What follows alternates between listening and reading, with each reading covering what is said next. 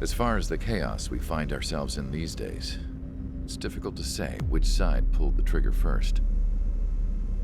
Erusia deployed an automatic intercept system with drones. Osea implemented long-range attacks to bypass them. So Erusia decided to sabotage Osea's communications and navigation technology.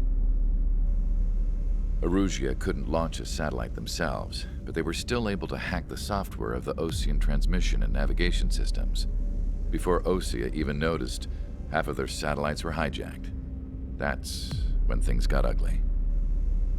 In an attempt to knock out each other's capabilities, both forces launched fighters loaded with anti-satellite missiles at the same time. Only military satellites were targeted. However, their destruction created a debris field in orbit, which wiped out scores of other satellites, both private and government-owned. What kept the world relatively sane up to that point had been free-flowing data and information. But now, those were gone. All that remained was chaos and confusion. Government and civilian broadcasts and transmissions were cut off. The flow of information had ceased. Forces on both sides of the conflict now found themselves unable to communicate with their superiors. Many of the smaller countries annexed by Erusia and yearning for their independence seized the opportunity and started their own uprisings.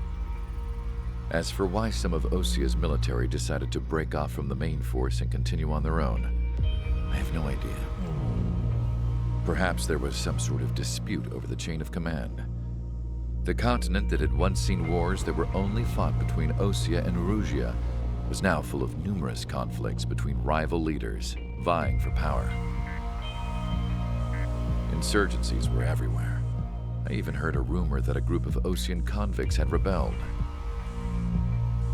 Rumors.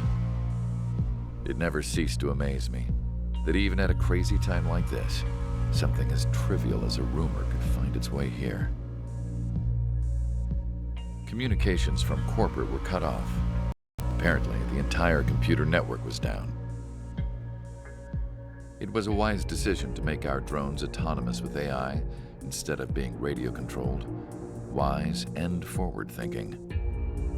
Even with their GPS offline, they can still use their sensors to navigate as long as they're working properly. I'm sure the drones are still working perfectly, following their mission orders to the letter. I wish I could upload Mihai's new data to them. But without a connection, I can't upload the software to the active drones. The new ones we're making, though, there should still be enough time to upgrade those before they're activated. I'll be taking the data I've acquired away from the front lines now. Oh, and I'll be taking the girls, too. I told my assistant Masa it was time to get Mihai's granddaughters ready to leave here. She's not much older than the girls, but she has a way about her, and I'm sure she won't have any trouble with them. I saw a plane flying off in the distance.